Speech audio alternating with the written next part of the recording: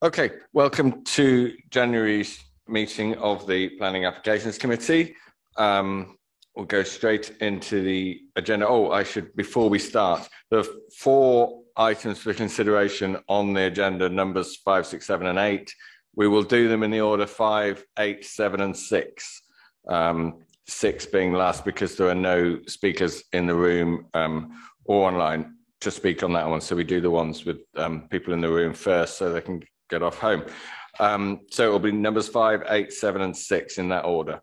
But first on the agenda, apologies for absence. I see all 9 of 10 members of the committee are here. Nick Draper, Councillor Draper, has let me know that he is a little delayed and hoping to be here only 5 or 10 minutes late. So we hope he gets here in time for the first item. So I don't believe, therefore, we have any other apologies for absence.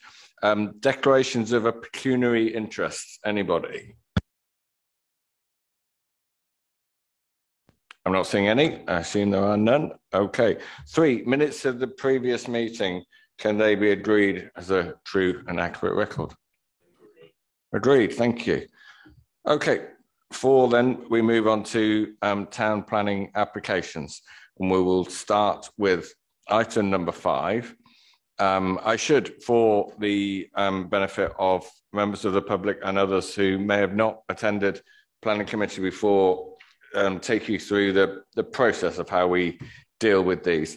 In this one, for instance, number 5, we have 2 members of the public who wish to speak against the application. They will have 3 minutes each to speak. I should say first, the officer with responsibility will introduce the item and show us drawings on screen and explain the item. Then the 2 objectors will have 3 minutes each to speak. As there are 2 objectors, the applicant in response gets 6 minutes, the same amount of time as the combined 3 minutes each for the objectors. The applicant will then speak for 6 minutes. After that, there are no more contributions from outside of the 10 members of the committee. We then move to questions from members of the committee to officers on clarification on the report or the details of the application. Then we move to comments on the application, and then we'll move to a vote. The vote will usually be on either to approve, to refuse, or to defer to a later meeting. Those are the 3 choices we have. We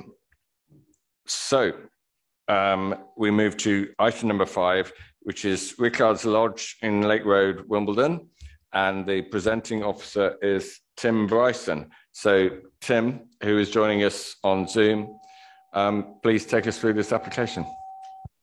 Thank you, Chair. Just going to share my screen.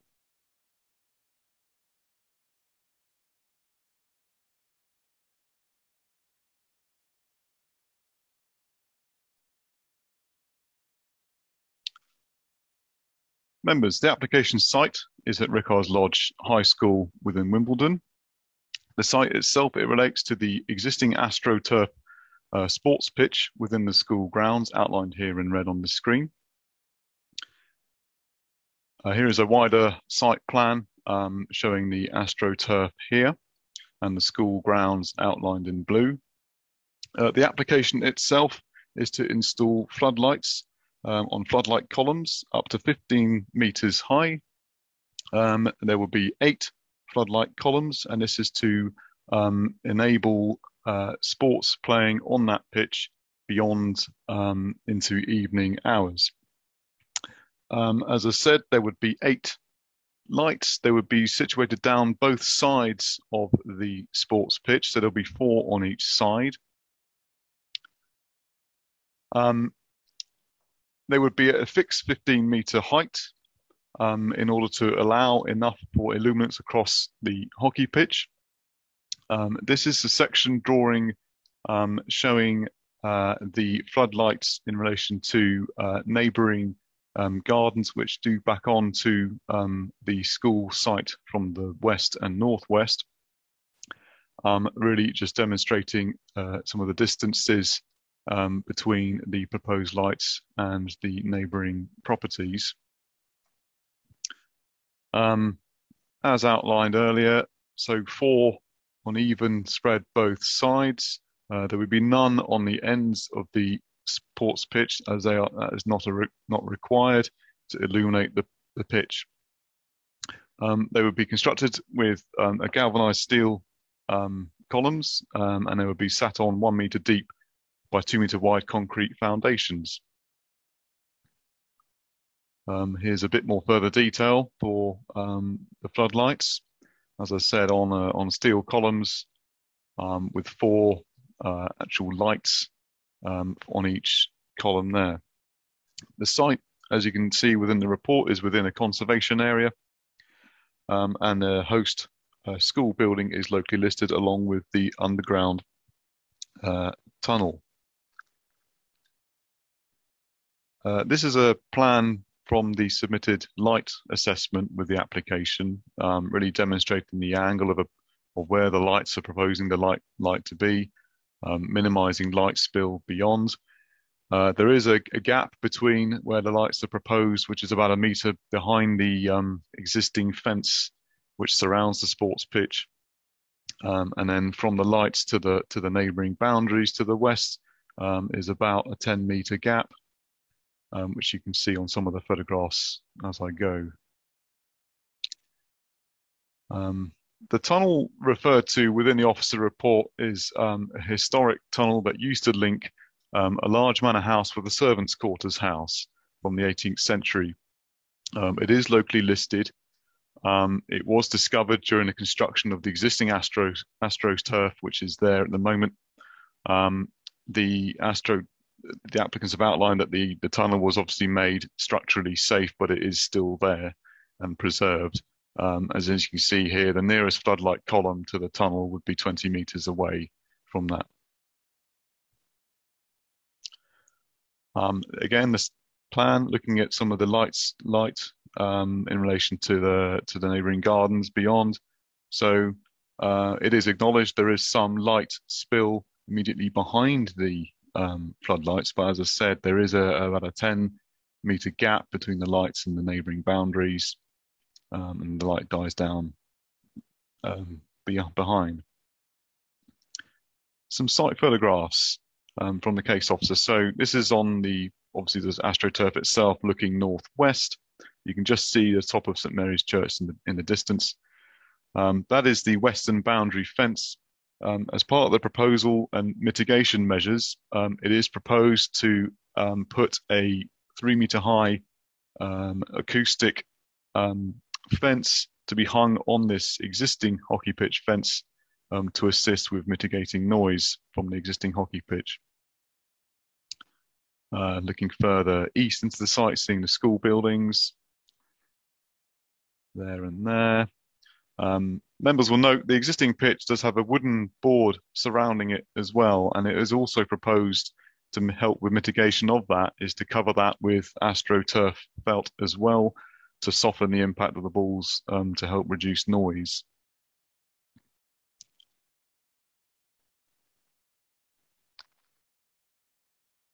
So this is looking north beyond the western boundary of the site. So as I said, the floodlight columns will be set in about 1 meter from the fence panel here, and then to the west there's fairly dense mature tree cover and vegetation with a mixture of trees and dense vegetation cover within the site, but also within the neighbouring property boundaries as well.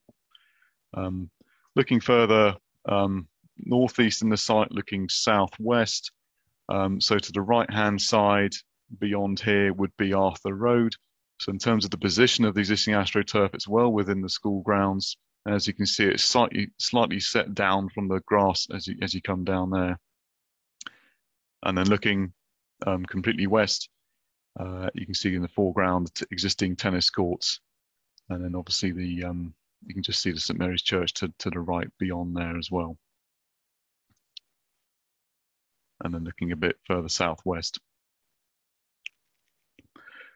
Members, to draw attention to the modification sheet, you will see that we have put in the environmental health officer has been extensively involved in the assistance of officers in this application.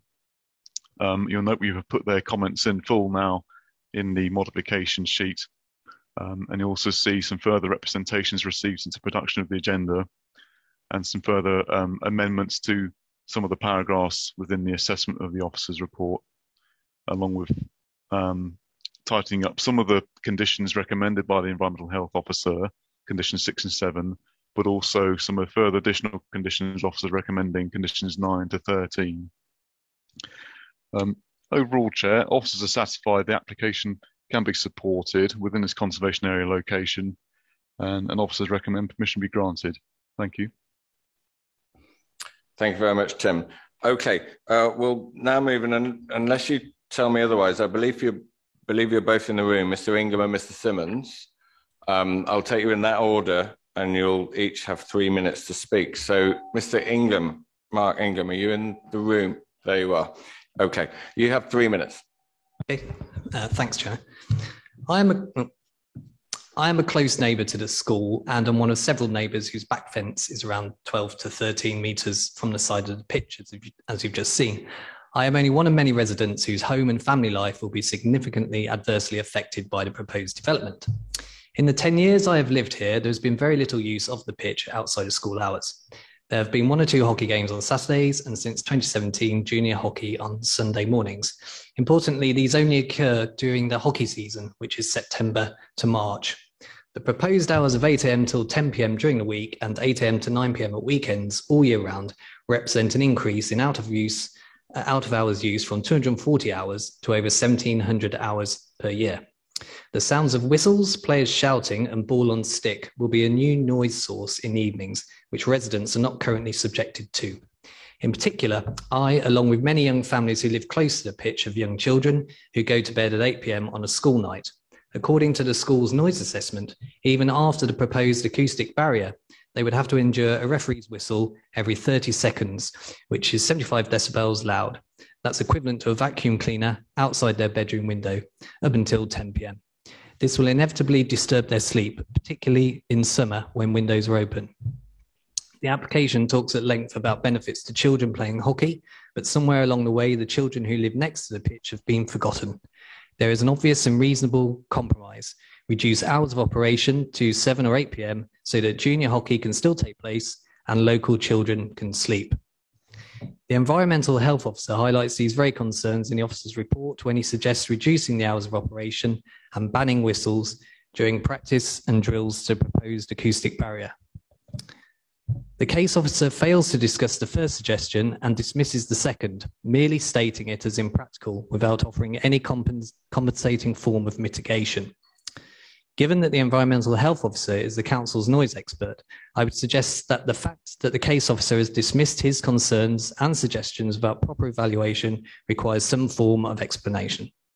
Another council expert, the Conservation Officer, has concerns about light affecting residents' immunity, which are dismissed on the basis of incorrect guidance. The case officer's report states that there would be some noticeable visible glare from residents' properties, but this would not exceed the maximum pre-curfew limit. The correct guidance limit for mast lighting after sunset is 500 candela, which means that the applicant's calculation of glare is more than 10 times over the limit. The correct limit is there in black and white in the guidance and has been confirmed by the Institute of Lighting Professionals. The planning officer has seen his confirmation from their Director of Technical Studies. So on this issue of light nuisance, his dismissal not only of the council's internal expert, but also of the specialist body that publishes the relevant guidance is another apparent procedural anomaly for which no explanation has been given. That's your 3 minutes. Okay, thank you. Sorry, I should have explained before you began. We have this system here where the orange light will come on when you have 1 minute to go. And if whoever's running the IT could move that bar on the right-hand side of the screen up slightly, then you'll be able to see the actual number of seconds you have left on the clock on the screen, if that's possible. That will work? Yeah. At the moment, it's covering up the clock. So, Mr. Simmons, yes. Are you in the room? No, I'm joining via Zoom. You're joining us on Zoom. Excellent. Okay. You have 3 minutes also to object to this application. I'm one of the residents in the 5 houses adjacent to the school car parks who would suffer even greater harm to residential amenity than even those near the pitch, as our gardens and bedrooms are just 5 metres from the car park noise and pollution.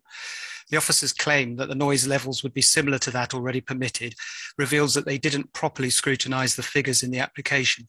In fact, there would be overall a 32-fold increase in vehicle movements, 192,000 more each year, 344 comings and goings every evening and into the night when there are currently none. And on days when there is no school, between 650 and 860 more vehicle movements each day. That's clearly a massive increase in noise from engines, people, and slamming doors, each of which produces 65 decibels, 10 decibels higher. That's more than double the level at which the WHO and planning practice guidance classify as causing harm from disruption, behavior change, and sleep disturbance. 860 car doors slammed every day, 344 every night, more if there's more than one occupant, accompanied by exuberant shouting, engine noise, and light pollution from 344 pairs of headlights every evening, glaring directly into our bedrooms. We have a human right to peaceful enjoyment of our property without pollution from noise, light, or toxic engine emissions.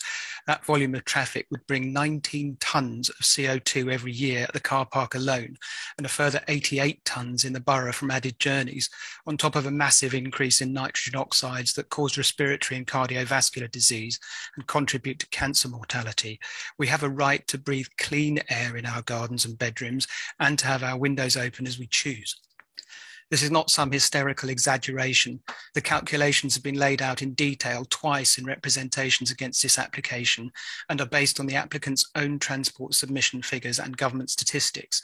The officers also completely failed to evaluate the safety issues of the 32-fold increase in traffic. Again, based on Merton's own figures and with calculations shown in detail, it can be seen that a further 30 to 40 accidents per year could be expected with the proposed traffic level. It's preposterous, therefore, to claim, as the officers have, that the proposal would not cause harm. The noise management plan mentioned, asking people not to let engines idle and to avoid loud conversations, is patently unfeasible as mitigation, given the car park capacity and up to 860 more vehicle movements each day. The school and its contractors can't be trusted to mitigate operationally, as they demonstrated repeatedly last year when many complaints of excessive car park lighting were met with the response that somehow a breakdown in communication must have allowed the lights to be left on after hours, and in some cases all night, by accident, causing sleepless nights, distress, and eventually forcing council intervention to get the school to desist after their specious claim that the lights were for staff safety. Sadly, none of the major adverse effects feature at all in the officer's report. 3 minutes up, Chair. Thank you very much. Now we move to Paul Knowles. Are you in the room? You are. You have the combined total of the two objectors, so you have 6 minutes, if you need that long, to speak in favour of the application. Thank you. I think everybody is now aware of the benefits of exercise on both physical and mental health. Sadly, since COVID, cases of mental health are up 300%. And therefore, it's never been more important that we offer opportunities for people in our community to get together and access exercise in a safe environment. As we sit here today, boys and girls sit on waiting lists, unable to play sport either at school or in sports clubs because of lack of pitch provision. I know this because I run a local sports charity in the borough, working with many of the schools that have this issue. Also, Merton Council themselves in 2019, in their pitch strategy, highlighted the need for more pitch space in order to meet current demand, and specifically highlighted the opportunity and need to develop the Rickards Lodge pitch, adding floodlighting. We not only need greater pitch facilities in the borough, but it's also important to understand who would benefit from this additional facility. Well, firstly, the school.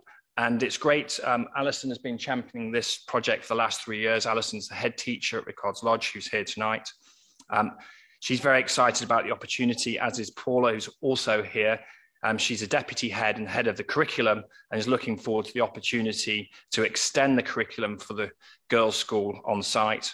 And also this is supported by Ed Foley, who's the chair of the governors, who's also here.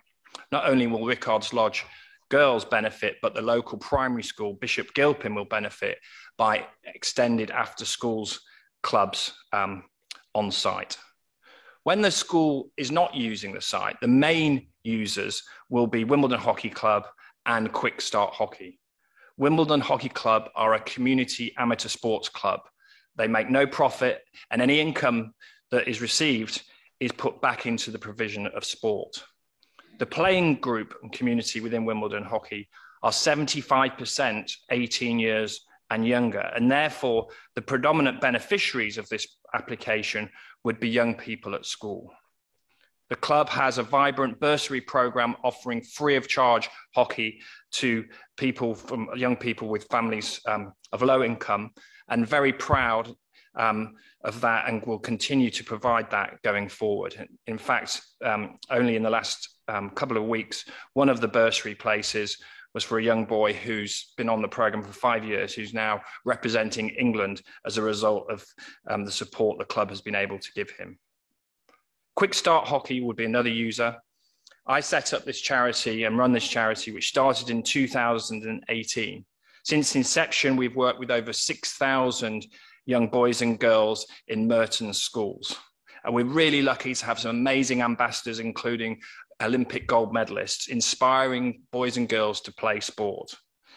This site will give another opportunity for us to provide free hockey to more boys and girls across the borough.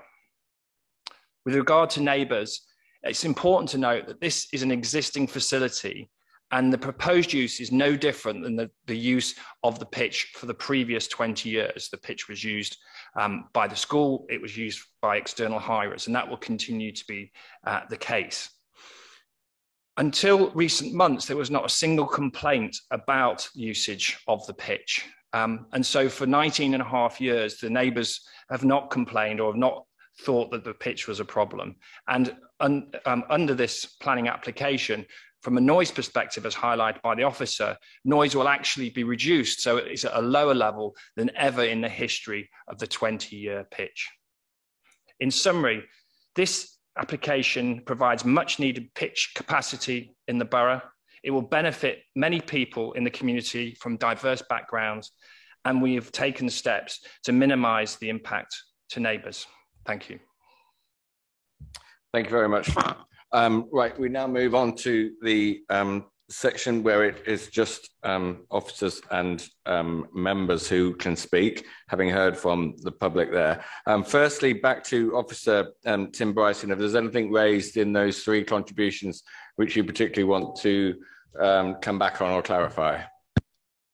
Yes, thank you, Chair. Number of issues raised. I think it's important to note that it is an existing hockey pitch.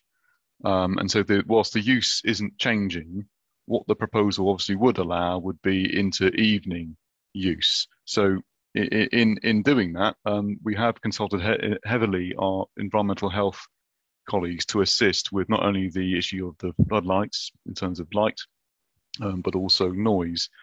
The conclusions of that are that whilst there would be some impact in addition to the existing pitch in terms of into the evenings, clearly with viewing the lights from the distance from the neighbouring properties, and also the playing of sport and hockey in the evening, whereas otherwise it would be dark and there wouldn't be.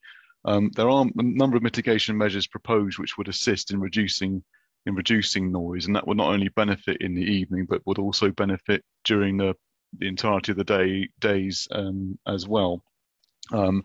So the conditions are recommended, which we put in the office in the committee report before you was for those. The environmental health officer has not objected to the 10 p.m. Curfew for this application. They have acknowledged in their response that it would be preferable if it was reduced. The application has been put forward on the basis that the operation would be up to 10 p.m. midweek, which would allow for the facility for training purposes for Wimbledon Hockey Club. In looking at that in and around, we concluded that would be acceptable with the mitigation measures proposed. In terms of traffic, the car park, existing car parking on the site is 80 spaces. The Wimbledon Hockey Club would only be using the facility outside of school operating hours. And in the applicant's submission outlining that there'll be some, particularly in the evenings, for the training sessions, for example, there'll be approximately 25 players at one time. They expect around 13 cars to be parked. They do promote car sharing, and with more senior players, use of public transport and cycling. It is they've outlined the junior players, the under 7s, under 8s, clearly is more increased car usage because they can't travel independently. In terms of highway safety, we have consulted our transport planner, who's looked at the proposal and considers that it is safe with no extra mitigation measures required for the car park. Thank you, Chair. Thank you. Okay, we now move to firstly questions from members of the Committee of Clarification on the report. I see Councillors Alan Brutus and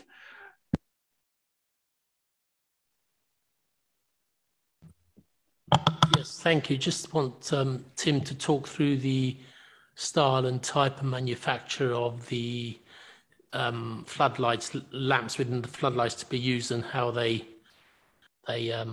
ease down on spillage. Thank you, Chair. In terms of the lights themselves, they have outlined they are state-of-the-art floodlights for illuminating hockey specifically.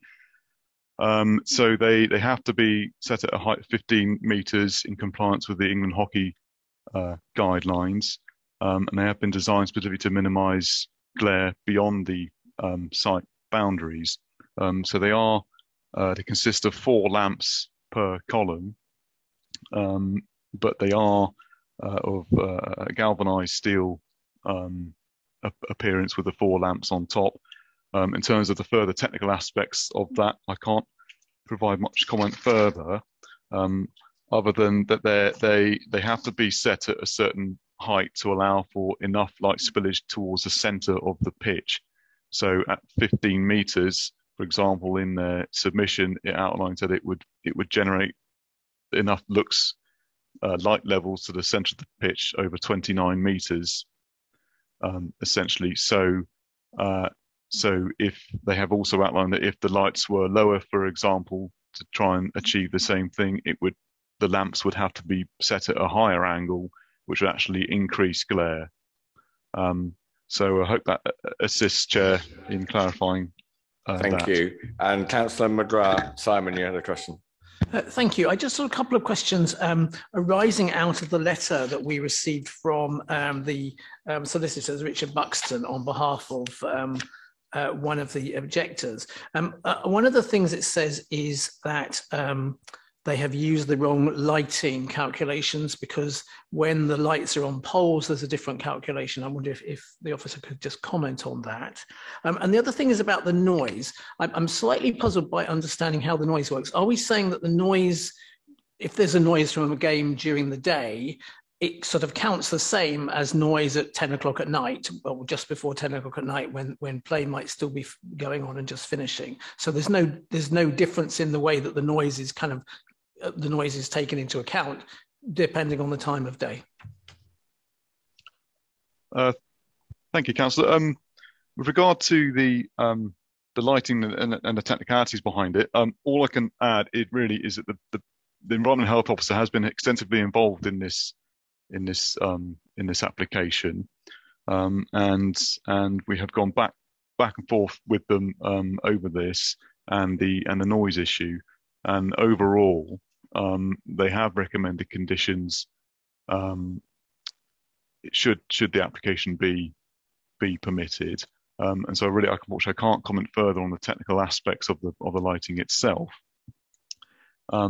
With regards to the noise issue, they have done an extensive noise survey on the for the application. This also has included actually on-site measurements they have taken, which also included monitoring an existing hockey adult competitive hockey match, which they did. And so the result of that has been that there's some mitigation measures proposed to assist with matches and training, which would be now going into the evening, which albeit would be particularly towards the 9 p.m. towards the 10 p.m. cutoff would be quieter, clearly as a baseline than say for 5 p.m. because of the road traffic noise. Okay, thank you. There's a comment gone up on the Zoom meeting. I don't know whether the officers can turn that facility off, because we're now into the stage of the meeting where it is only councillors who are members of the committee who can comment, and we don't want further comments coming in through Zoom. So I don't know whether we can turn that off or ask people who are in the meeting by Zoom to refrain from using the comment facility. Thank you. I'm not seeing any more. I'm seeing 3 more questions from councillors Crowe, Dean and Southgate in that order. Maybe we'll take all 3 and then go back to the officer to answer all 3 if you just have 1 question each. Thank you, Chair. As I understand it, this is a conservation area, and I would like Mr. Bryson to confirm whether, given that it is a conservation area, the usual policy of the council is to only approve developments in conservation areas if they enhance the conservation area, or at the worst have a neutral impact on the conservation area. Thank you. I just need the specific questions of what time do they finish using the hockey pitch at the moment as a school? And in terms of playing, what does 10 p.m. mean? Does that mean when the floodlights are turned off, when all the cars have left? What does that actually mean?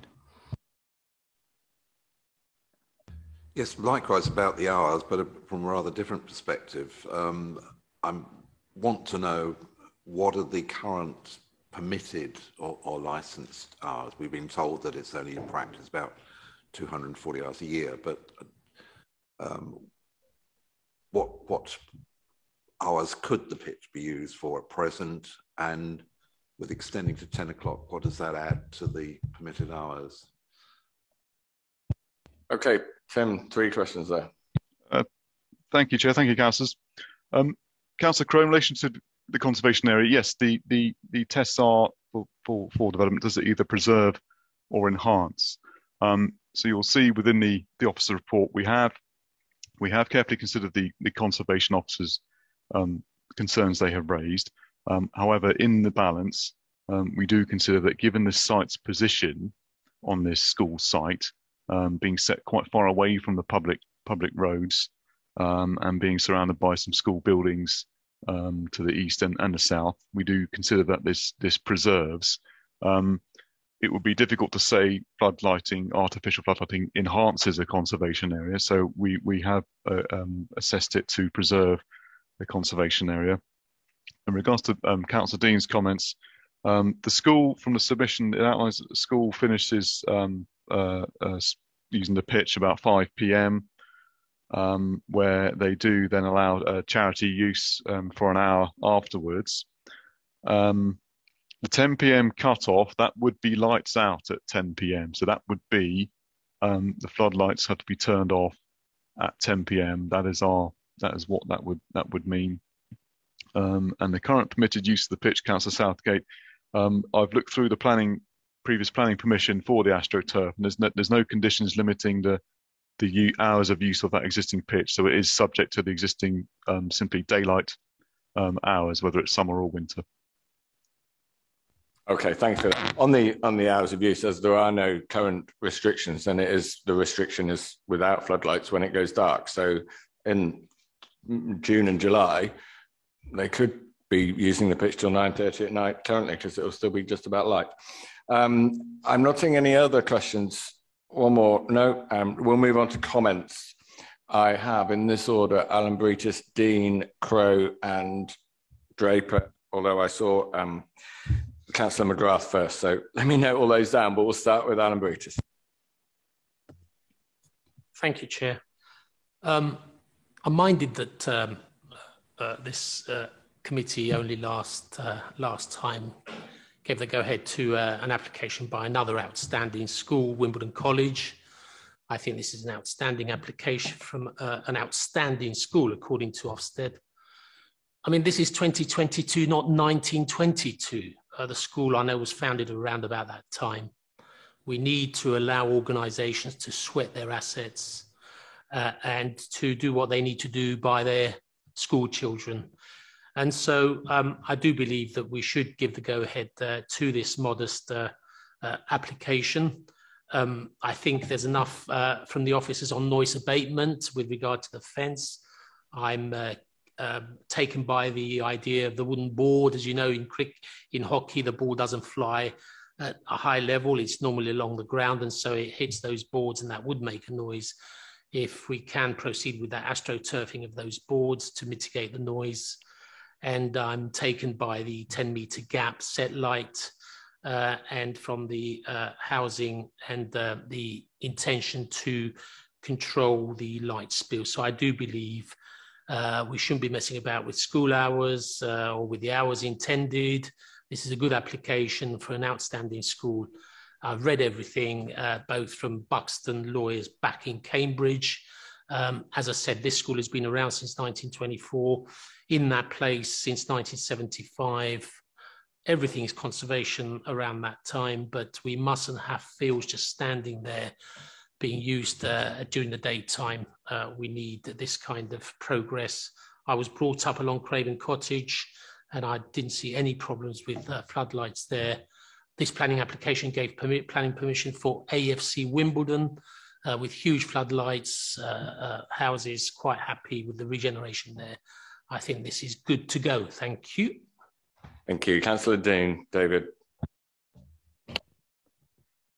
I think what was interesting is that we heard from the applicant and we heard about children. We spoke a lot about kids, but you know, the residents moved in to where a school is. And I would be surprised if kids are going to be there at 10 o'clock at night. I've not yet, in all the time my children have been to school, I don't remember any of them doing any activities at 10 o'clock at night, nor at 9 o'clock at night, maybe 8 o'clock at night. So for me, the presentation was about children and about giving them opportunities. And I think everybody here would agree with that. There are some arguments against floodlights, but I think the conservation officer and I think other officers have covered that. But for me, this isn't about school. This is about the hockey club. And to argue that people who live next to the school will have to just suffer this so-called progress is unreasonable because they move next to a school. I do think that any school, when you go past it, is full of fantastic noise at break time, enormous amounts of noise. It's great. But the school isn't open at 10 o'clock at night. And we're not just talking about 10 o'clock at night, as you say. It's about when the floodlights go off and how long does it take for people to disappear? And that could take 15, 20, 30 minutes. So I don't think it's reasonable for householders with young children who should be in bed by 8 o'clock or maybe 7 o'clock to have to suffer the noise of sport when they move next to a school, because it is very, very noisy. And I think actually the applicant itself should think about this, because there isn't much hockey played at 10 o'clock at night in Wimbledon. I think there's 4 pitches, and I'm surprised that this has been presented. And I actually would like this committee to reconsider the hours and bring them down to probably 8 o'clock. And actually, I'm surprised they need it 7 days a week. I mean, this would be a huge, massive increase in the amount of hockey played, and I don't actually believe it's possible. So my view would be that this shouldn't go ahead with hours to 10 o'clock at night. Thank you. There was a kind of a proposal in there, but I'm going to take the other 3 comments before I come back to that. Councillor Crowe. Thank you, Chair. As is so often the case here, I think we're balancing conflicting requirements. And I quite understand that there's a desire, a need, in fact, for enhanced hockey facilities in the borough. So that's in favour of granting this application. However, I'm slightly concerned that it is really an application by a hockey club running pitches in the evening till 10 o'clock at night in a conservation area. So if there wasn't a school there and this was the only thing that was happening, I think we'd be less inclined to grant approval. I think, however, there is some kind of compromise here around the hours of operation. It seems to me that to 10 p.m. 5 nights a week and then till 9 p.m. on Saturday and Sunday is excessive. And given that people have to clear the site, it is unfair on the neighbours whose amenity is obviously going to be adversely affected, in my opinion. Now, Councillor Alan Britas mentioned that Wimbledon College presented an application to the December Planning Applications Committee. And indeed, that was approved, and I kind of think that was probably okay.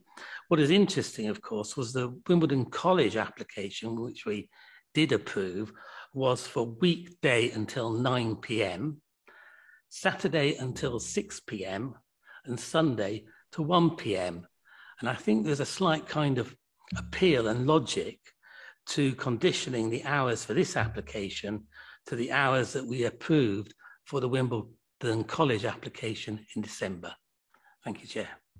Okay, thank you. Again, not exactly the same thing, but yourself and Councillor Dean are saying similar things, which we will come on to when we've heard the last two who've asked so far and one more. But Councillor McGrath-Simon next. Thank you. Well, when I started reading this application, I was thinking, well, you know, if you live near a school, you've got to expect a bit of noise. But I kind of, as I went on, and I realised that actually this wasn't just for the school, and it was for the hockey club and for other users as well, I did get concerned. I mean, I think some of the comments from the officers are very strange. I mean, the bit bottom of page 27, you know, it says that the noise is already formed part of the existing permitted noise. That's fine. And when you live near a school, you expect noise, and you expect noise from the children playing games. Not sure that's the same as expecting it at 10 o'clock at night, potentially 5 days a week and then into the weekends. So I would be much more minded to agree with this if there were some restrictions on either the lines of the two councillors we've spoken already. I'm fine with it as a matter of principle, but I think stopping at 8 o'clock or even slightly longer hours than that would make it much easier for me to vote for. Thank you very much. Councillor Draper, then Christie, then Henry. Thank you very much, Chair. I'm not going to comment on the hours. There's obviously calculations based on what is financially viable to the clubs and indeed to the school.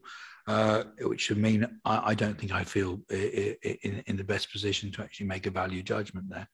What I was going to say was that when I was first a councillor in Lower Moreton, I had to deal with an objection from a resident to people actually playing games at all on King George's playing field. And King George's playing field had been there since about 1910, and the residents had moved in three years before. Didn't like the idea of there being noise within the playing fields. These playing fields have been there for 20 years, and sport makes noise, and as we've heard, there have been no time restrictions up until now on the playing of games there. I'd also like to say that I was brought up next to a secondary school, private secondary school, who had all kinds of activities, all times of day and night. And, you know, I never really lost any amount of sleep over it.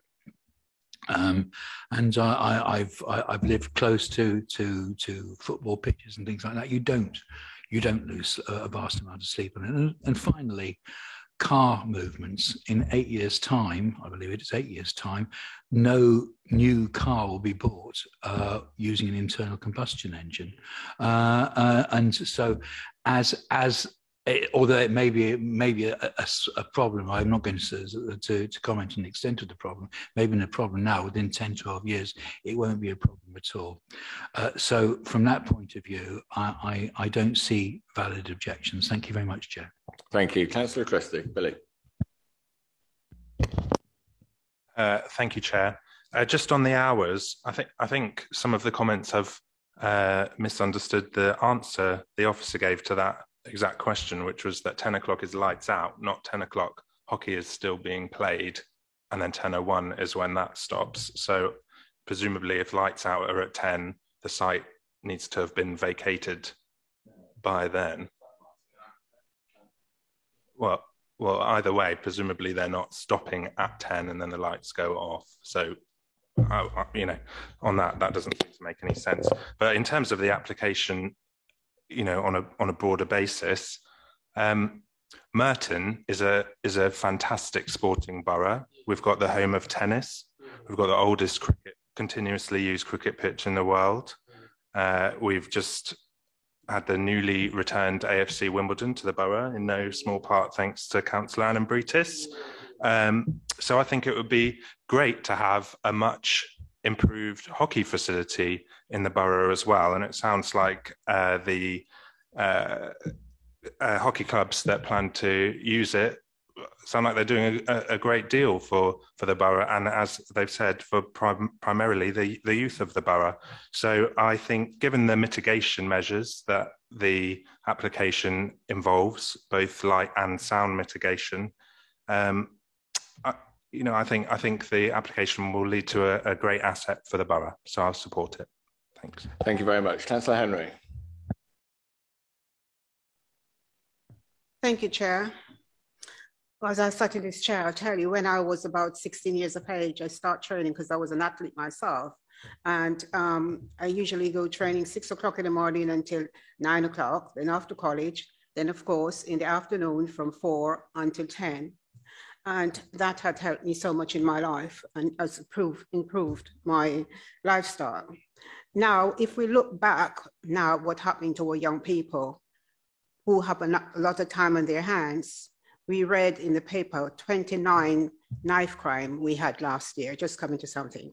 And we need to appreciate what our schools are doing now, the changes they're bringing in children's life, and not only that, families. And we think about the teachers and the trainers, the time they take out of school to support our children. Those are the things we need to look at. Of course, I can understand that possible, they may light, but as adults and parents, there's something we can put in place so we can give the opportunity for these young people to move on in life. It's nice to sit in front of the television when the tennis is on and we cheer and we clap. How do we think those athletes reach where they are? So we need to consider this application and approve it. Thank you. Thank you very much. The last comment, I think nearly everyone's spoken. Councillor Southgate, Peter. Thank you, Chair. I'm just looking, I mean, we do need clarity. Councillor Christie's flagged up the assumption that the whole site is to be cleared by 10 o'clock at night, or... Well, if the floodlights just go off, then how long is it going to take to clear the changing rooms, the car park, and can we reasonably think of ways of conditioning that? Because it does seem to me that that could then run on for another 45 minutes, perhaps. People have showers, dress, chat, greet which pub they're going to, you know. I would have thought that really the people should be exiting the site by 10, not.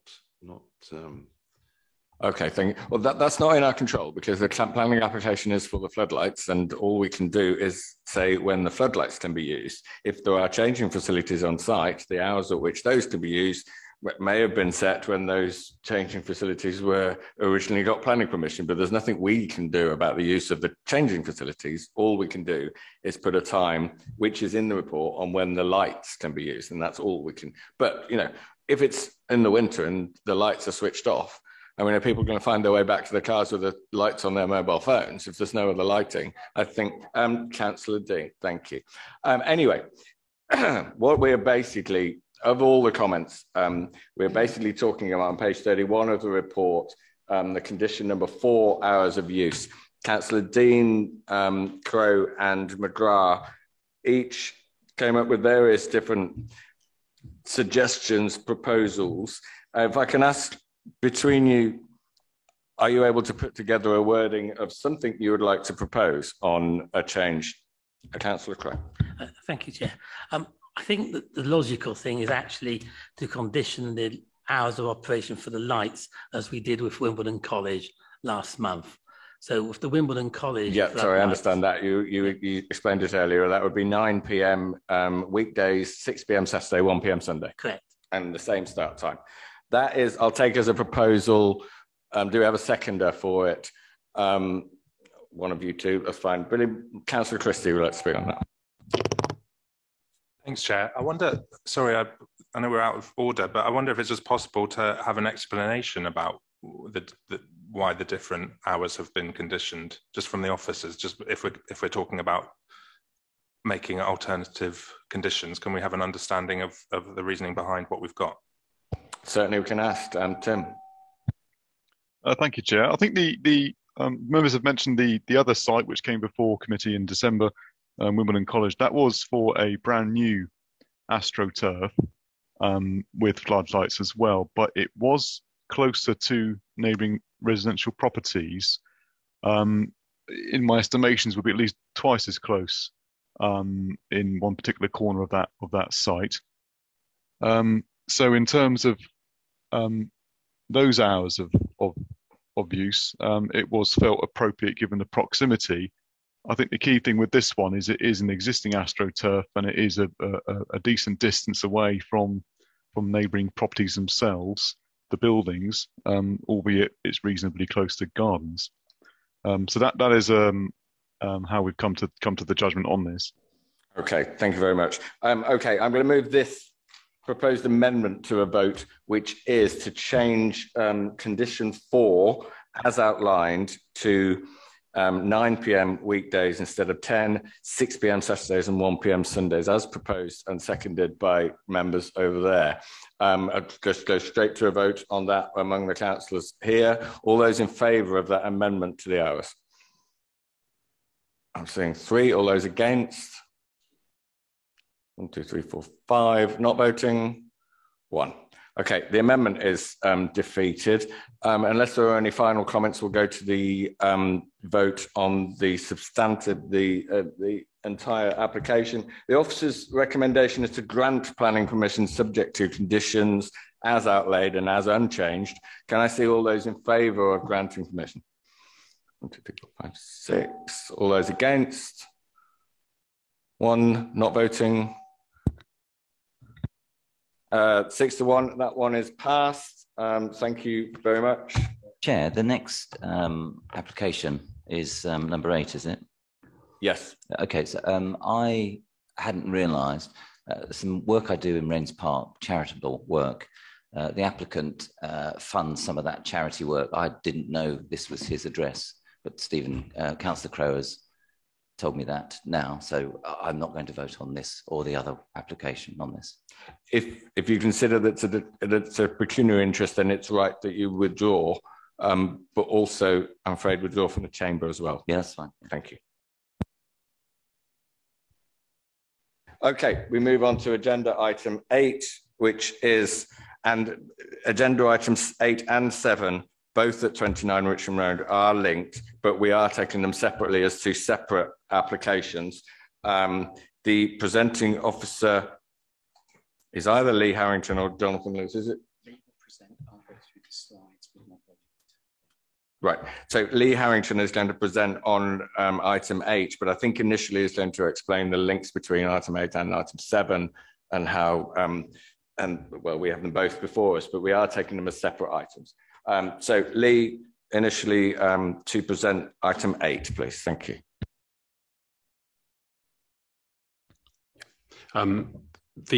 There are in fact 2 applications for the same site. The one that's before you first relates to an application for the retention of the as-built works on the site. there was originally an application granted 193601, which was granted for some single-story rear extension, a rear wraparound extension, a part two-story rear extension, and a front porch. Though the applicant subsequently, and that was granted under delegated powers. In 2020, the applicant applied to erect a hip to gable and a rear roof dormer extension with three front roof hook lights. The applicants built the side extension out to the wall with the neighbour at number 27 with the box gully, and the ridge roof was raised by 14 centimetres higher. Therefore, it wasn't in accordance with the original application, and the subsequent application that's now before you was submitted. Additionally to those changes to the approved works, the front roof slope works are smaller than those proposed originally, and the rear facing glass windows have been changed as well. There's also been some changes to the materials that were originally suggested. Originally it was supposed to be a cedar cladding, and it's now finished with dark grey slates. The front porch design is slightly different as well. It has one glazed panel by the door instead of two. However, because the works are undertaken as part of one building works, the stuff that was applied for and approved in the 2019 application, i.e. the single-story side rear wraparound extension, the two-story extension, and the front porch have to be included in with this application. The house itself is on Richmond Road. It's a residential area characterised by predominantly two-storey semi-detached houses with large gardens built in a variety of different designs from early last century. So that was it. So they want to retain what has been built, which is, in a nutshell, is the raising of the ridge line on the hip to gable extension, which is the main difference to the original consent. Thank you. Thank you very much. As last time, we have two objectors and then the agent. So as before, the objectors, and I'll take them in the order I have them. So that's Mr. Edwards and then Mr. Box, and then the agent for the combined 6 minutes after that. So firstly, Julian Edwards, are you you're in the chamber? So you should be able to see when you get started the time showing there, and this will turn amber when you have 1 minute to go. You have 3 minutes. Thank you. Thank you, Chairman. First of all, I'd say Mr. Box will be talking about the intrusion on him as the immediate neighbour to this property. In retrospect, I think that it's been quite intrusive on the house next door, and I'm slightly surprised it was given planning permission. My principal point is that I think I'd like to register my disappointment and that of other neighbours in the area for the fact that this is being done through retrospective planning application. The proposal to convert the roof space was registered long after the ground floor and first floor adjustments were approved, and in fact just about the time the work was starting, including by that time the house being entirely scaffolded with the roof over the top to protect the building. And the work went ahead as completed, including, as the officer has mentioned, with raising the roof line. In the documents, it is said that this is common in the area and that the roof line's been done routinely. I have to say that's absolutely not true. I am aware of several neighbours who have spent very large sums of money lowering ceilings in their houses in order to avoid raising the roof line. And so this was out of order, although I appreciate that it wasn't a huge increase. However, apart from that particular point, my larger point is that the planning system is intended to require permission before a building is put up, and it's frankly failed in this case. In addition, I note that just today I've received notification of an application for a roof conversion at number 31, which is the neighbouring house to 29. And this house already has full scaffolding over the top, and the builders have removed the roof, but they have no planning permission to do anything with the roof.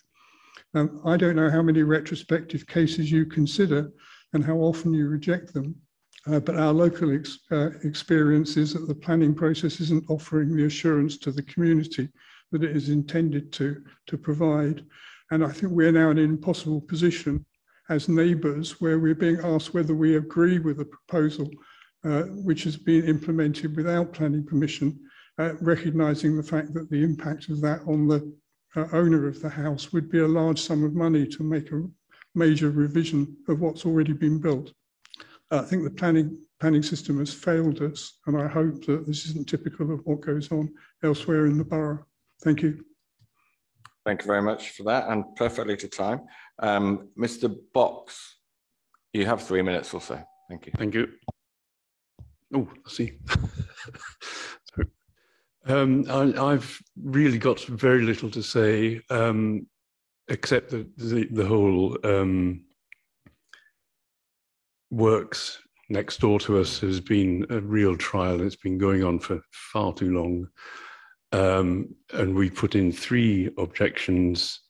The first objection was met to a certain extent by various alterations, thanks to the Wimbledon Society.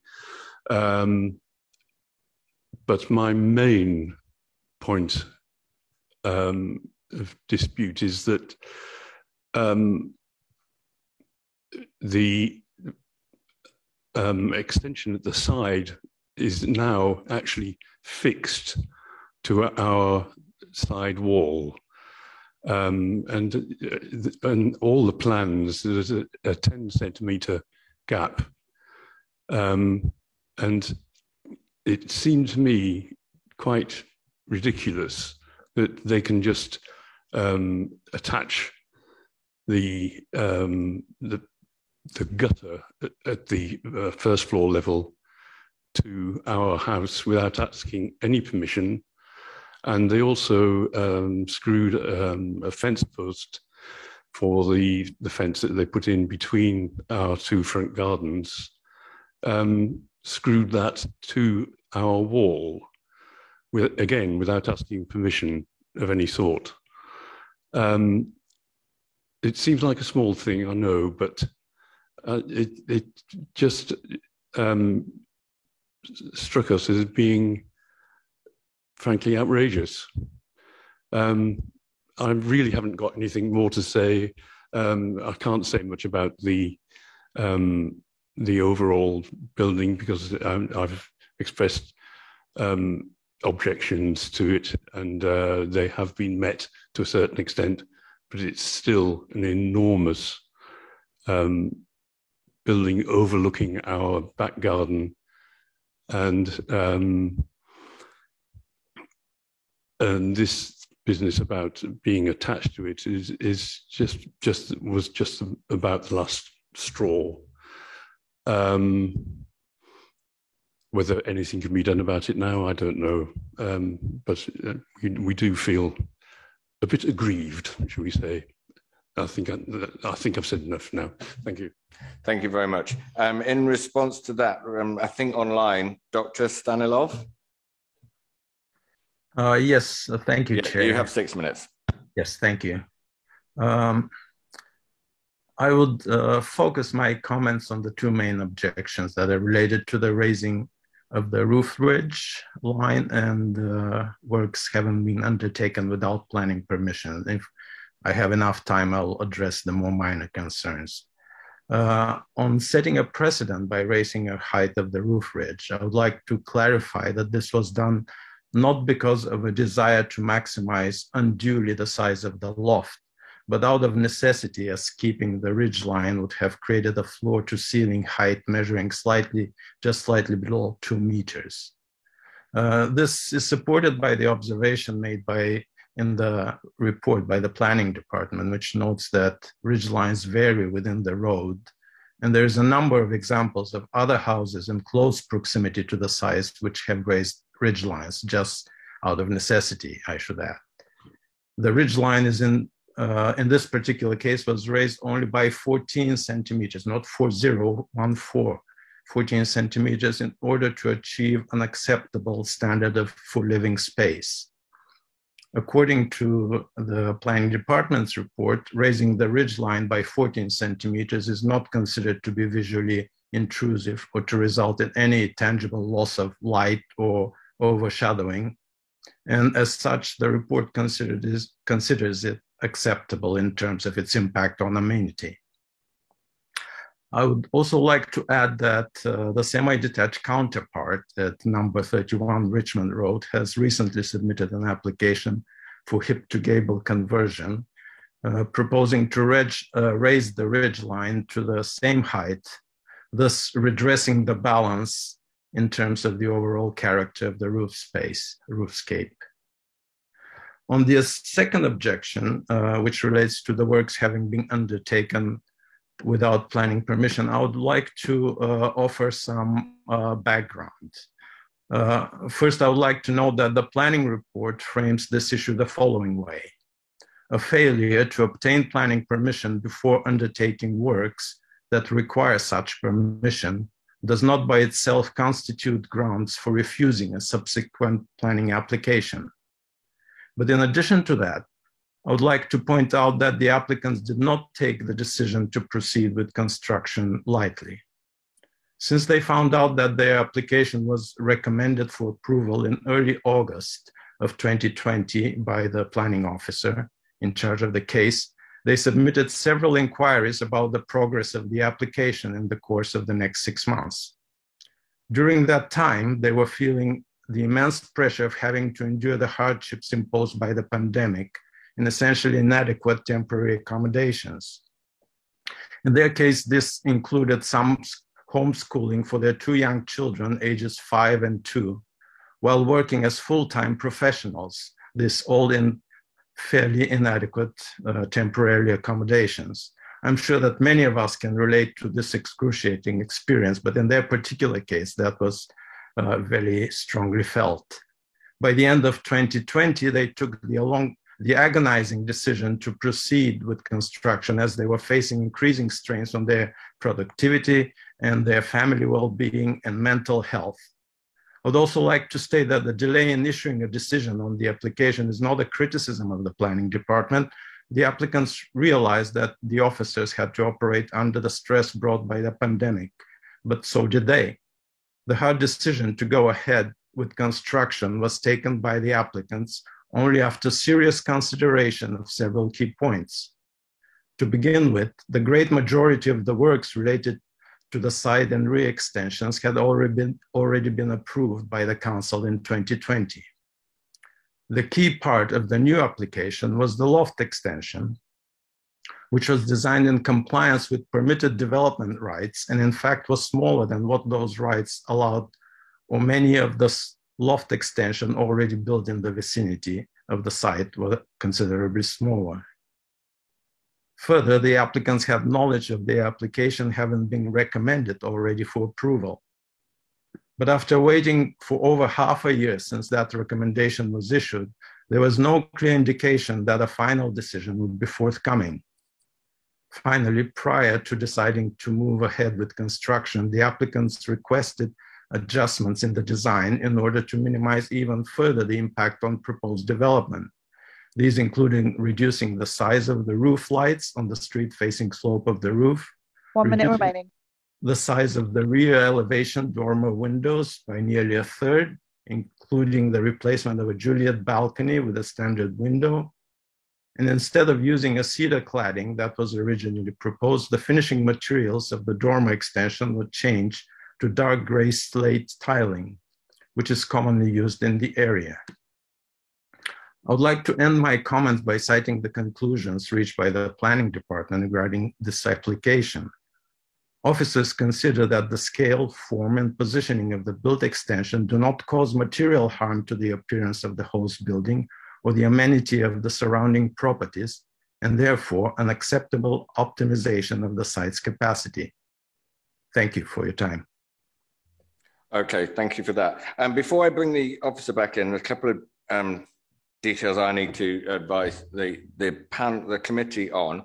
Obviously, it's not ideal that this has already been built in as a retrospective planning application, but we cannot take that into account. We have to make a decision on whether or not it should be built whether or not it has already been built.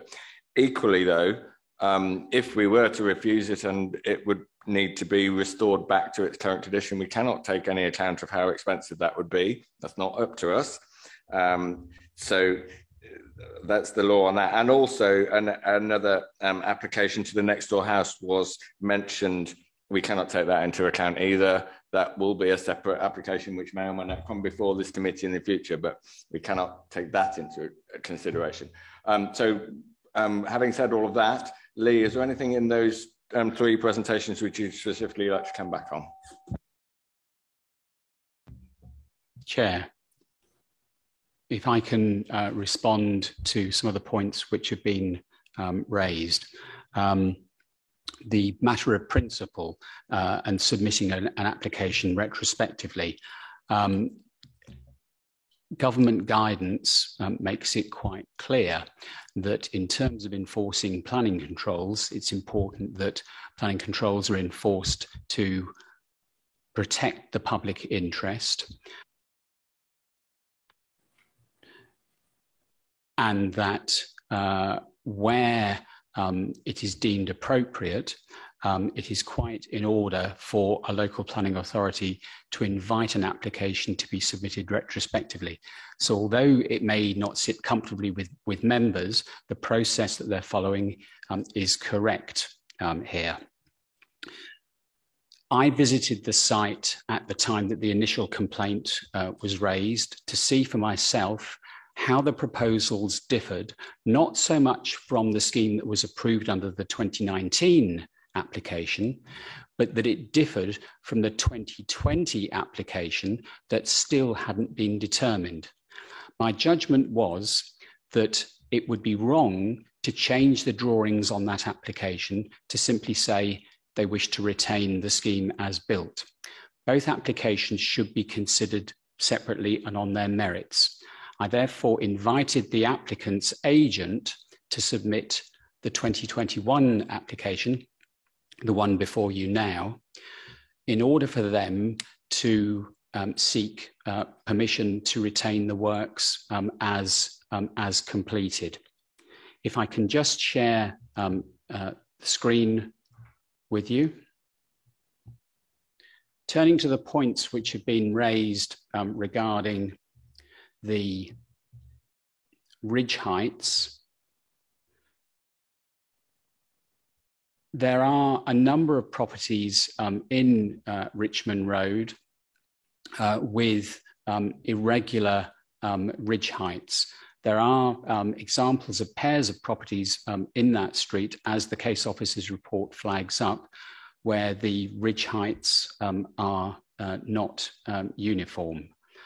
I've visited the site only yesterday to see what works were being carried out at 31 Richmond Road. And although there is as yet an undetermined planning application also for roof extensions, also including a slight increase in the ridge height, you can see through the gap in the sheeting which surrounds that. If you can see where the hand is moving just here, you can observe through there that whilst tiles have been removed at this very moment, the timbers and beams still remain in place. The points regarding raising the ridge out of necessity, I would not suggest are matters that members might want to focus on, because as planners we're very much focused on issues of the external appearance of buildings and the impact on neighbours. In terms of the works as undertaken, as I've said, I have visited the property. The proposals do differ from the works which were considered under the earlier application, principally the change from the hip to gable, which is part of this application, and also the raising of the ridge, which you've seen in the photographs, and then roughly where the hand is tracing along here, the rear extension has not been built in accordance with the approved plans under the 2019 scheme, and is slightly higher. It's one of those cases where a degree of judgment has to be exercised, and the judgment of officers in this instance is that the scheme should be approved. Thank you. Thank you. Do I have any questions from members? Councillor Christie, then Draper. Billy. Thank you, Chair. I'd like to understand a bit about some of the comments around the building now adjoining to and attaching the neighbouring property. And I'd like to understand as well whether if the application and the drawings came in before the building had been built, and it suggested that that would happen, if the recommendation would still be to go ahead in that way. Thank you. Thank you. I'll take Councillor Draper and then come to officers for as you don't need to. I was going to ask exactly the same question. The same question. Okay, thank you. Thank you, Chair. Yes, the objector is quite right. This has been done without his consent. Normally with applications for extensions, you have two options. You either put a large space between the two so that there's room to maintain the gap, or ideally I would suggest to people ahead of an application coming in that those extensions are joined so that you don't have a gap. This scheme would have had a 10-centimetre gap between the two properties, which has one benefit in as much as it's not attached to Mr. Box's house, but a negative impact in that you've got an effectively inaccessible space, which tends to fill up with leaves and rubbish and stuff like that, gets wet and can breach a damp-proof course. So when I deal with this extension, I say to people, speak to your neighbour, put them together, seal them up, better insulation, keep the gap in. But it's with the consent of your neighbour was what we would aim for. It can be removed by Mr. Box. It doesn't have to be because somebody stuck it to your house. There is a legal right to remove it. It's not a fait accompli that it has to stay that he's done that. But ideally, we would have them touching if possible, because that would be the better part for both parties. But he does have a point on the fact that it's been done without that. Okay, thank you. One further question, Councillor Christie. Sorry, just to follow up then. So there's no, I presume, legal requirement that if your neighbour is going to build something next to your house and actually attach it to your property, that you give consent for that? Oh yeah, we can. We would, if it's acceptable, then we would grant that. But it's obviously still subject to a party wall agreement and a legal agreement between the parties themselves. We would assess something and what the impact is on someone's neighbour, their amenity, the vision on the street scene. As it is, from that point of view, it's perfectly acceptable. Mr. Box has an opinion on it being attached to his house. But in planning terms, we consider that where it is acceptable, albeit with it bearing in mind his concerns. Okay, thank you. Councillor McGrath, Sam. So thank you. It was this issue that concerned me in particular. So am I just right in my understanding what the officers are saying is that the fact that it's attached to the neighbour's house is a matter of law between him and his neighbour. It's not a matter that concerns us as a planning thing. In fact, we probably would prefer it to be attached to the house. So we can't turn it down on the basis it's attached to the house without the neighbour's permission. That's a matter for the neighbour to bring a civil case. Yes, it would be. It's a matter between them. We're considering on what it looks like and whether it has a negative impact on their amenity. Okay, thank you. Now to comments on the application. Councillor Southgate and then Draper. Thank you. Yes, I think we accept that we are told, here's a new application. You mustn't take into account that the original permission to build has been not ignored exactly, but the structure as built is not as permitted. And we just have to kind of suck it up, don't we? That is deeply annoying, but we know that we have no scope as a local authority to go against that. what it does do is to create, I would suggest, a perverse incentive for other people to ignore requirement to obtain planning permission. I mean, here are we going to get number 31 coming back in 18 months' time and being told that they have built not as permitted, but being asked then to consent it. So if there is no penalty against this, then you have to say, isn't that just laying the ground for people to start ignoring the requirement for planning permission on an ever greater scale? That worries me. Whether officers can express a view on what penalties might be proposed to discourage this.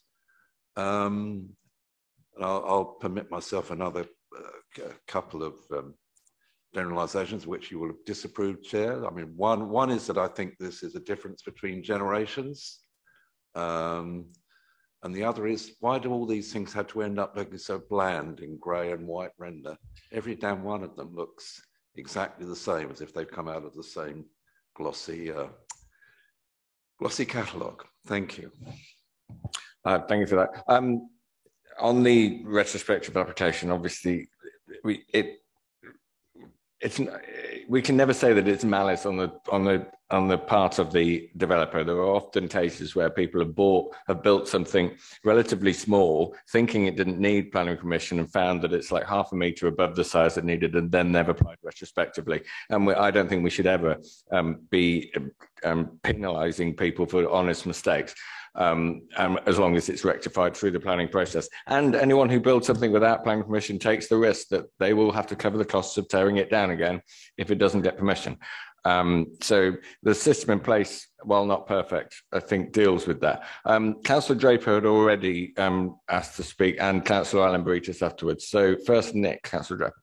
Yeah, very, very quickly. I mean, I've got to say, I do sympathise enormously with the people who complain, because it's happened, outside of the law. And I really objected to the idea that the same laws applying during COVID didn't apply to the people within this property, and we've heard that before elsewhere, and it annoys me every single time.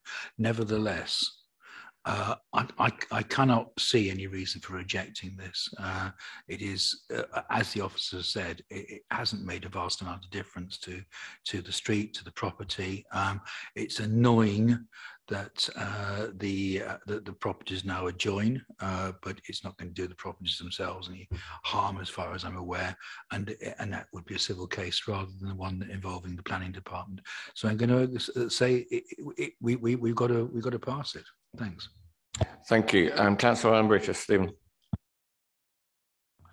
Thank you. Yes, I have a huge respect for the objectors here, but like Councillor Draper, I do think we need to go with the officers. It is sad that it's turned out this way, but I think with these things, with neighbourhood issues as well, if the officers are telling us that meeting is fine, and then everyone moves on, it is sad the way it's panned out, but retrospective letter of lawfulness is something that the planning regulations allow, and we should allow this with a heavy heart, and hopefully the neighbours can all move on. Thank you.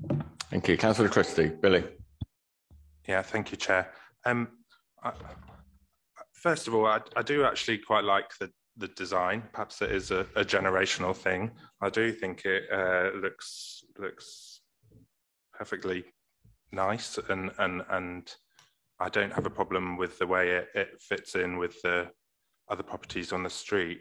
But I do have to say, if it was me, I would be enraged if someone built something and attached it to my property, and I found out that the planning system, given that this extension had been built without planning permission, the planning system seemed to have no recourse for what's happened. And so I do feel that the planning system has failed the objectors in this instance, and it's incredibly disappointing that that is the situation. I mean, I feel a bit trapped, if I'm honest, in feeling like I don't want to give approval, and yet there doesn't seem to be a legitimate ground for objecting. So, you know, I just kind of want to register my empathy and kind of agreement with the objectors that the planning system has failed them here. Okay, Councillor Henry is also requested to speak, but before she does, maybe I can go back to the officers for a second to clear up this sort of party wall issue. And were we to give, which it seems to be what the committee is moving towards, were we to give planning permission this evening, how would that issue of the adjoining properties be resolved? Chair, there's some standard text on all planning permissions which are issued to the effect that planning permission doesn't override any other laws or enactments. So if planning permission is granted, doesn't give you carte blanche to build something because you need to comply with the building regulations. It doesn't give you the right to go onto someone else's land. It doesn't remove the need to secure, where appropriate, party wall agreements. So I would like to think that the councillors can appreciate that whilst there may be that view that the planning system has failed the objectors, the planning officers have not failed the objectors. No, we understand that. Yes, thank you. Councillor Henry. Joan.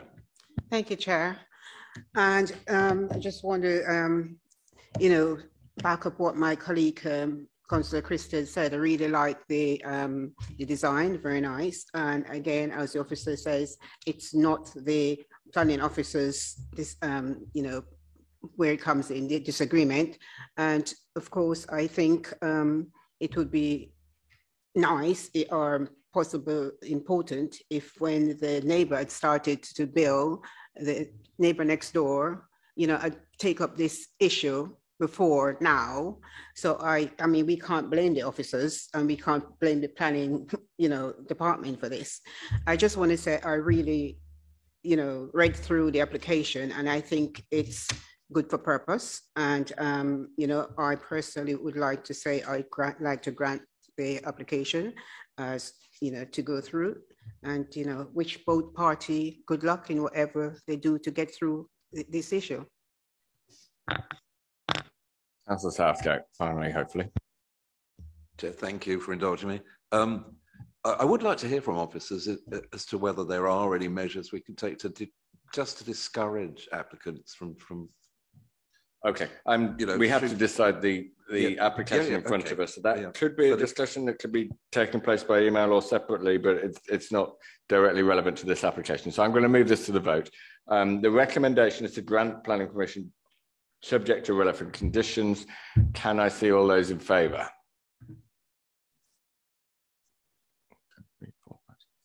I'm seeing 7. All those against and not voting. That is passed. 7 in favour, none against, 2 not voting. So that is agenda item 8. We'll move to the next item on the agenda, which is, we're going backwards, agenda item 7, which is a similar application on the same site. But we will go through the process as we have. So firstly, the introduction, I think possibly try and keep this to anything new on this application as compared to the last one, which we've just dealt with in some detail. So Lee Harrington to present on agenda item 7 at the same address. Thank you, Chair. Yes, this is the 2020 application that Mr. Lewis referred to, which was the one that wasn't built in accordance to plan. And so this one is very similar to the one that you've just voted on. The main difference being that this one didn't involve raising the ridge height of the roof. There are some design elements of this application that were different to the one you've just voted on in terms of the rear material. On this application, it's a cedar finish. As built, it's a hung tile finish, and there's a small window, or change to a window on the side of the elevation. But in a brief nutshell, this is effectively what should have been built, and you've just voted on what was built. So hope that helps. Thank you. Before we move to the objector and agent for their contributions, I want to be clear on this and hope that the committee can be clear on this. If we pass this, as we have just passed number 8, if we pass this as well, then the applicant will have 2 existing planning permissions on the same site and could build either of them. I mean, we know there is one already built in place, but could basically build either of them. They'd have 2 existing planning permissions on the same site. And then there's no problem with that, of course. Chair, that's correct. There would be 2 planning permissions, and if the applicant chose to remove the extensions as built and rebuild as per the 2020 scheme, then if you were to grant permission this evening for this application, then they could build something different. It would seem unlikely, but that would be the okay. Legal effect of making the decision. Now, Mr. Box, I can see you're preparing to leave. Would you like to speak against this application?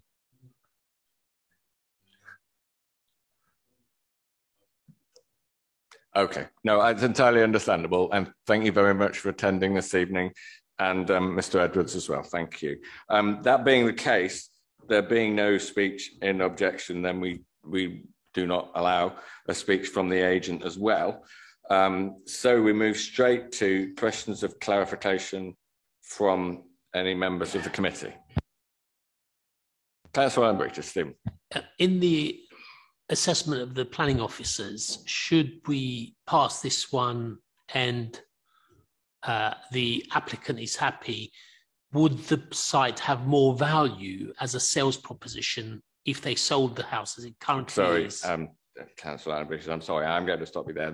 The officer's recommendation is to grant planning permission, and the value of the land or the site cannot be something that we take into account. Any other questions of clarification? Thank you, Chair. If we refuse this application, number 7, does that have any effect on what's actually already been built and is in situ?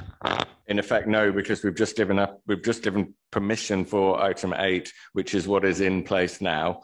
So in effect, no. Any other questions? So any comments from members? No. Oh, one. Councillor Southgate. Yes, a third attempt, Chair, to get a view from Mr. Lewis or Mr. Harrington on whether there are any measures we as an authority can take to discourage this sort of thing happening again. I'm going to repeat what I said earlier, and if you could take that up by email with the chair of the planning committee and relevant officers outside of the consideration of this particular application which is in front of us. Okay, I'm going to move to the vote on this. The recommendation is to grant planning permission subject to the relevant conditions. Can I see all those in favour? 1, 2, 3, 4, 5, 6, 7, 8. And my non-vote is the 1, and Councillor Dean is missing, which is everyone. So that one is passed. We have one more item. If possibly Councillor Crowe could go and get Councillor Dean and tell him he can return for this item. The next item is item number 6. We will wait a second for Councillor Dean to rejoin us. But I can start introducing it during that time. This is number 6, 192 to 202 Martin Way in Morden. The presenting officers will be Jordan Alexander, who is joining us on Zoom, I believe. Yes, good evening. And Councillor Dean is back in his seat. So this is an additional story on an existing block of flats in Cannon Hill. Jordan, please go ahead. Right, yes. So the scheme is land between 192 and 202 Martin Way. So it's a site identified in red. In terms of kind of the surrounding land uses to the site, you've got residential, semi-detached 2-storey houses to the north, as well as to the south. In terms of the larger buildings, there's a very large building to the immediate west of the building, which is Meertune Court, which is a large residential 4-storey building. As well as on the opposite side of the street, there's a 2-storey building that's in kind of a community club use.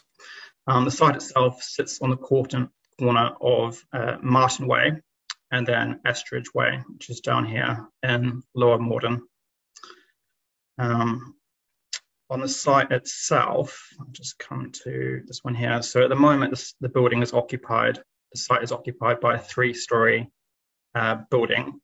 It's brick facing at the front, and you can see that it's got shop fronts at ground floor level, residential on first and second floor level. And then to the rear, it's got a render facade at the rear.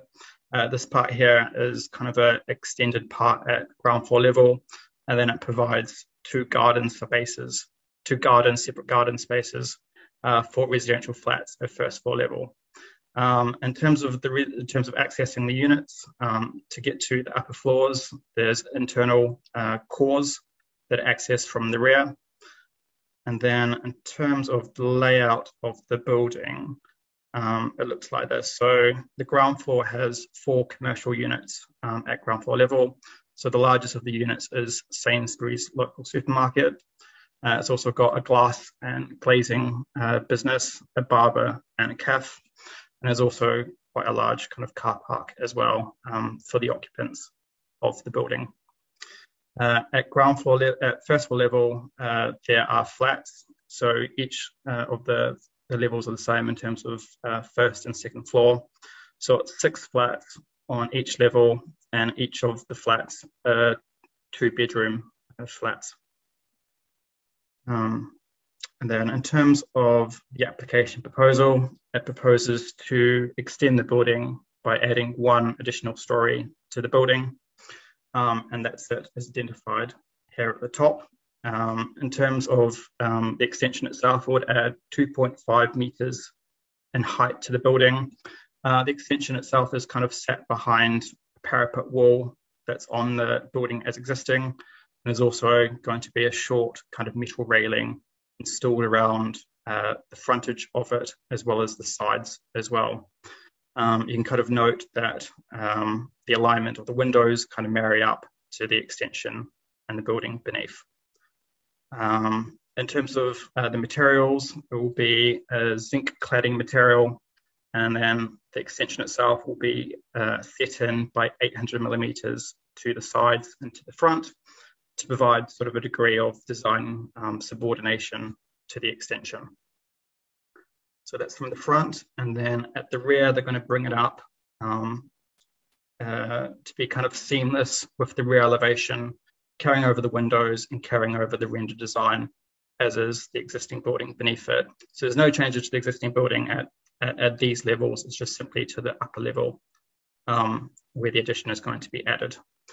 And then in terms of the internal layout, it is as per this plan here. So there's 5 separate 1-bedroom units.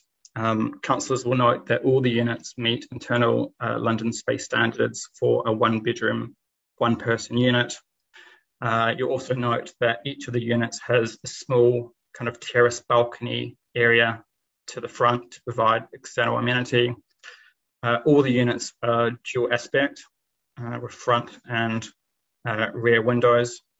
You also note that the nearest neighbour is Merechearn Court. There'll be no kind of new windows installed along this side boundary that could create overlooking into other residential flats. And they're also going to install a barrier here as well to kind of restrict access onto this part of the roof. And then on top of that, there's going to be new bin stores created, as well as new cycle stores as well for the new occupants. So that's taking you through the elevations again. Rear elevation. You've got the side elevation here, so that's looking from Estridge Way. And then that's the other elevation that faces Merechearn Court. And here's a section drawing. This is a really good aerial shot. So this is the 3-story building of the subject site with the parking behind. Merechearn Court is here, so you can see that it's 4-story and then 3-story on the sides. And these buildings are 2-story and then 2-story residential houses that surround. And then he'll provide some photographs here. So that's looking at the building from the rear elevation. That's looking from Estridge Way at the car park. Cycle stores are going to be along here as well as a refuge. And then from the corner of Estridge Way and Martin Way. And then from the front as existing. Another fact to note is that in terms of transport, the applicant isn't proposing to put any additional on-site car parking, seeing that the existing car parking is full. So any new residents to the units would be parking on street. With that said, the applicant has provided a parking beat survey that has been reviewed by the council's transport officer. The beat survey finds that there's adequate on-street car parking spaces for kind of the parking or the cars that might be generated through the scheme. And it's also to be noted that the site isn't within a CPZ either, so a controlled parking area. So it's not possible for the council to make these units parking permit free. But however, in terms of connections by public transport, there's good bus links along Martin Way. The site's within, I think, a 3-minute walk to Lower Morden train station. And then in terms of getting to Morden tube station, so direct links into central London, that's a 13-minute walk away from the site. So it is relatively well connected. So I think a lot of residents may choose to not have cars at all, potentially, knowing that there are good connections in place. And that's my presentation. Thank you. Thank you very much for that. There are no speakers on this one, so I'm going to move to questions, but I'm going to start with a question, probably almost certainly preempting a question that another member was likely to ask. We've had a number of applications of this type of putting an extra story on top of an existing building, which have come through the new permitted development laws, and this one isn't under that, it's under full planning permission. So can the officer explain, or Jonathan explain exactly why that is? Yes, I can. So there's certain provisions that need to be in place, certain criteria that allow you to kind of to do an extension to a building under prior approval. So one of the things that will stop you in this case is if the building's been extended in the past before. In this case, this building was extended, so it was extended from 2-storey to 3-storey by a planning permission that was granted in 1999. So based on that, they can't extend under the prior approval route. They have to go through full planning. So it does allow a few other kind of things to be considered under the planning merits. And of course, it also means that the applicant is liable for SIL levy as well, that will need to be paid for any additional floor space created by the scheme. Okay, thank you very much for that. Other questions? Councillor Dean, then Crowe, then McGrath, in that order. Thank you. Yeah, the officer just mentioned in the very last sentence there, so I wasn't clear on the SIL or Section 106 or any other funds here. So is there any contributions? I think we'll take all three and then go back to the officer. So Crowe and then McGrath. Stephen. Thank you, Chair. I note that the external space for 3 of the flats is 3.9 square metres. And I believe the standard is 5 metres. I would just like an explanation, really, of why 80% of standard is considered acceptable. Thank you. And Councillor McGrath. I'd just like a question about the parking and the traffic survey. On the website, it looks like the traffic surveys have been done in the middle of the night rather than in daytime. Is that just my misunderstanding? I mean, are they actually done throughout the day? Thanks. Okay, 3 questions there, Jordan or Jonathan. Yeah, I'll try and answer them the best I can. So there's no Section 106 that we're asking for. Because we don't think there's any money that needs to be paid to the council to directly offset kind of the direct impacts that are caused by the scheme. Of course, there's going to be other kind of wider impacts that a scheme kind of creates. It might create, children coming to the site. It might create different infrastructure that needs to be kind of built in terms of onto the wider borough, and that's when SIL levy needs to be paid. I don't know what the SIL levy would add up to, that would be done by the council SIL officer before they actually can build out the site. But there would be funding that should be paid under SIL. So that's answered that question. In terms of amenity space, yes, you're right. The amenity space requirements are normally 5 square meters, and this scheme is providing units that have amenity space of 3.9 meters, so they're 1.1 meters short. However, it's always a bit of a balance between providing units, especially 5 units like they are here, as well as trying to balance it out with the amenity space requirements. I suppose they could have provided, units that meet that criteria, but then again, you'd lose units as well. So you'd only get 4 units being produced. So I think we looked at it and we kind of balanced it out and said, well, for the sake of losing, 1 square meter for each unit, that'd be better in many respects than losing 1 unit of accommodation that could provide a home for a person. On top of that, the unit and the building itself is quite well connected to other recreational areas within the borough. So I think it's a very short walk away from, where is it, Joseph Hood Recreational Ground. So that should complement very well kind of the terrace balconies that are going to be provided for the flats. So I think the other question was around traffic and parking. I'm not exactly sure how traffic parking surveys normally work, but I think the key thing that needs to be assessed is nighttime parking stress, because that's usually when residents are coming home to park on street at nighttime. So usually often people are driving around their cars during the day or going to work, and then at nighttime that's when parking stress is at its fullest, when everyone comes home and needs a space to park.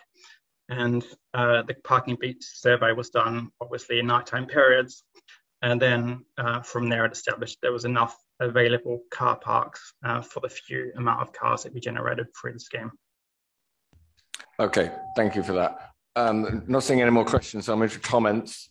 Councillors Alan Breaches, Dean Crow, and then Draper, and then Southgate, in that order. So Alan Breaches. Yes, thank you. No, this is to be welcomed. I live quite close. It's got good amenities, close to the Kadama Meditation Centre, right opposite. It's close to Central Ward Residents Club. It's close to the railway station further up Martin Way. It's close to a number of buses that go to Wimbledon, Epsom, and so on. And it's a good addition on top of the welcomed Sainsbury's store that has gone down very well there. And it's good, it's neat, it's tidy, and we should pass it. Thank you. Thank you. Councillor Dean. David. Just in terms of, I know the council have some plans for infrastructure along Martin Way. I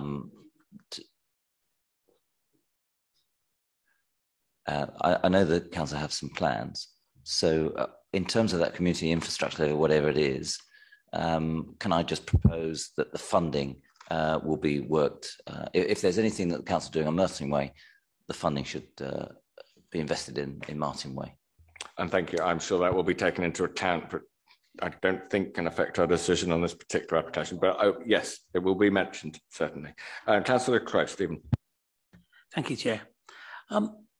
Obviously, we've got a demanding target, 918 homes per annum for the next 5 years. And this application makes a helpful contribution of 5 small flats. But I do have some slight concerns because they are the smallest flat that is possible.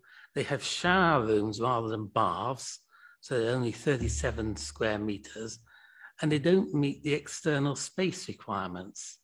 Now, if you allow me to play developer for a moment, we could, in accordance with the mix of housing in the council's policy, 1 bedroom, 2 bedrooms, 3 bedrooms, on this site there could be 2 flats for 2 people, and that would have a minimum requirement of 50 square meters each. So that's 100 of the square meters used up and accommodation provided for 4 people. Then we could have 1 flat with 2 beds for 3 people, The minimum requirement for that is 61 square metres. So effectively, we'd have used up 161 square metres of the space and provided accommodation for 7 people. But this application uses up 185 square metres and only provides accommodation for 5 people. And it doesn't meet the external space requirements, which might be accommodated if we had 14 square metres left over from my alternative plan. Now, okay, so I'm going to stop you there, Councillor Craig. I mean, it's all very interesting, but that isn't the plan which is before us. The plan before us is the one which we have to decide on. So I'll move to Councillor Draper was next. By saying that on this basis, I am minded to reject, but I would like to hear what others say. Okay, Councillor Draper. Nick. Well, I'm not minded to reject it. I mean, it isn't the prettiest of buildings. That's a fact. But if you actually look on pages 72 and 73 at what's actually being proposed, 73, you've got 5 one-bedroom flats with fairly large, comparatively speaking, large living areas. On page 72, you've got 6, count them, 6 2-bedroom flats, which currently exist on the floors below. So you've got a total of 12 flats below. The only concern that I have with this is that the developments on the 3rd floor will be enormously better than the developments on the floors below. And actually knowing this building and knowing that the entrances aren't exactly what you call the most salubrious of entrances in the first place, that it might cause internal jealousy. But I don't think we're allowed to vote on internal jealousies. So okay. I think we might as well just go ahead with it. Thank you, Councillor Draper. Councillor Southgate, you requested to speak. Peter. Yeah. Likewise, Chair, you're going to rule this out of order, but the 3 flats that are below requirements on amenity space, I really cannot see the harm there would be in providing amenity space to the rear of those flats. I know the grounds are always to prevent overlooking, but if you actually look at the site, I do not see that there would in fact be harm done to any neighbours if that were allowed. That may well be, but we cannot amend the plans in front of us. We can either pass them or reject them. I'm not seeing any more comments, so I'm going to move to the vote. The recommendation is to grant planning permission subject to the conditions. Can I see all those in favour? 1, 2, 3, 4, 5, 6, 7. All those against? None. Not voting? 3 makes up the full 10. Thank you very much. That is decided. Item 6 is passed. The rest of the agenda is item 9, which is... Sorry, that one's been withdrawn.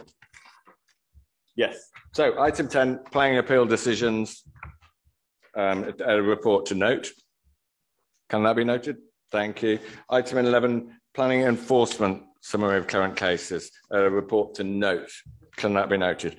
Okay, thank you very much all for coming. Our next meeting is in February, just 3 weeks' time. So a week earlier because of half term.